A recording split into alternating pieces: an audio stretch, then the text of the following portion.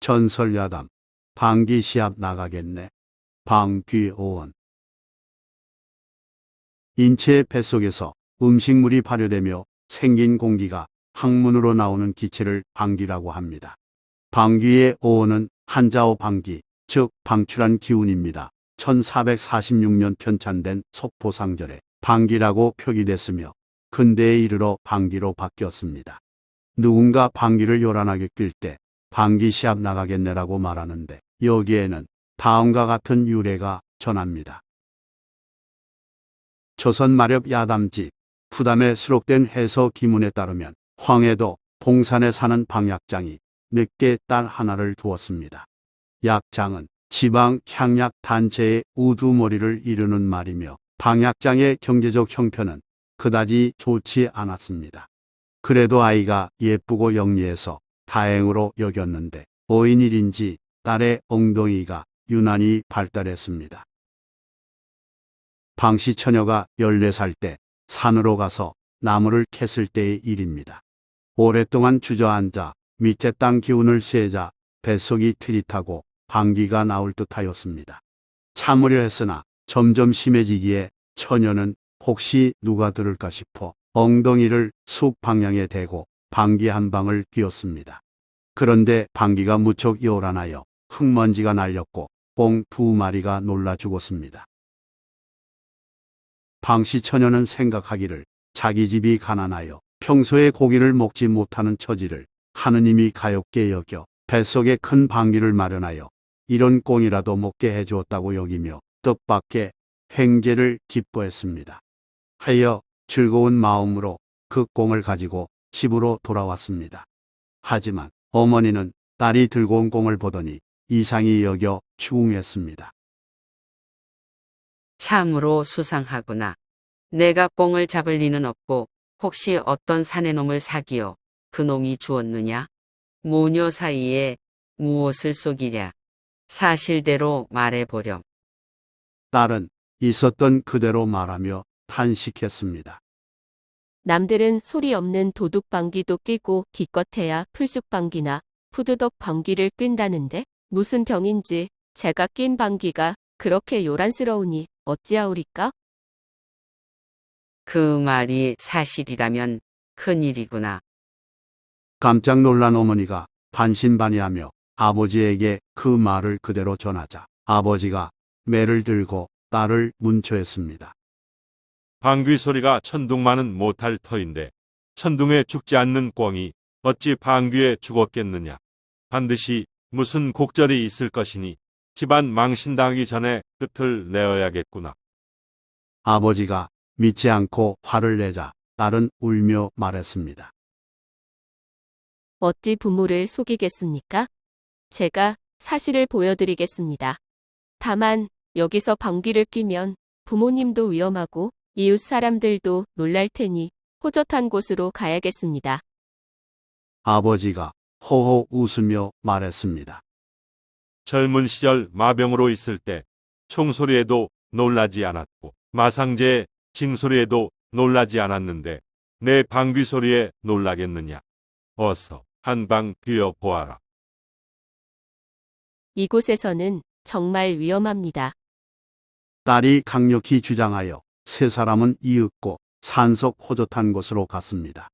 아버지가 딸에게 어서 한방 내놓아라 라고 말하니 딸은 부모를 멀찌감치 세우고 부모의 반대 방향으로 엉덩이를 내밀고 방귀 한 방을 뀌었습니다.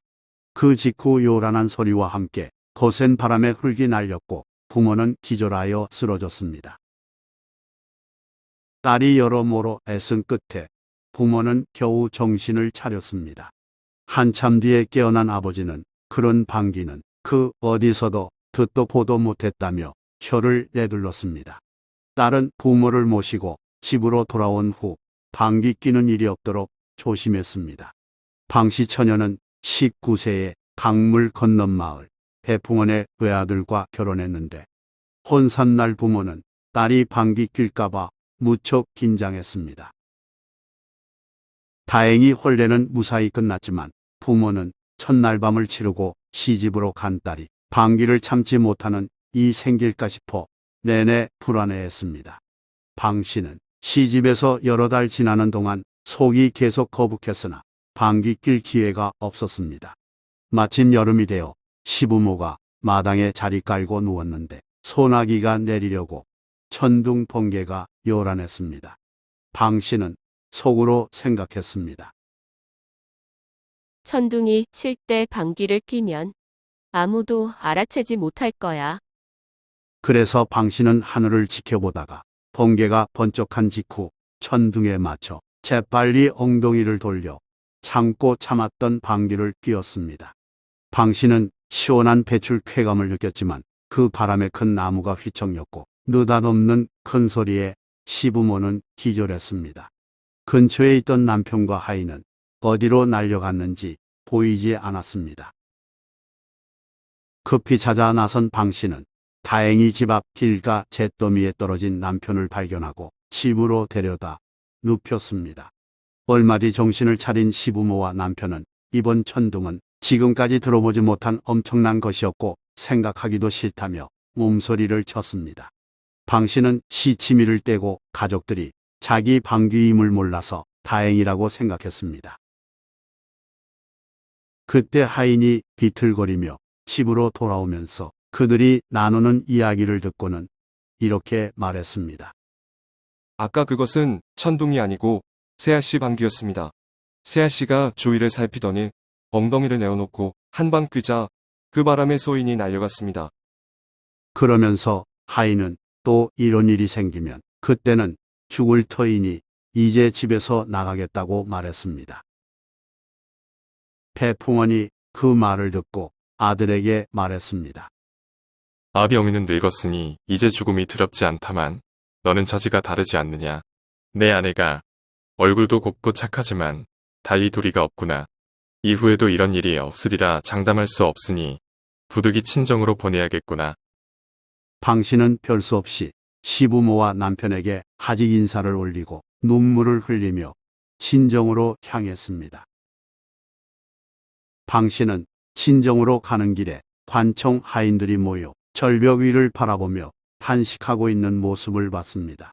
방 씨가 가닥을 물으니 한 하인이 절벽을 가리키며 말했습니다. 우리 원님이 병환이 있어 온갖 약을 써도 효험이 없는데 유명한 의원이 말하기를 절벽에 있는 돌배를 먹으면 나으리라 했습니다. 하여 저 높은 절벽에 어떻게 올라가야 하는지 궁리 중입니다.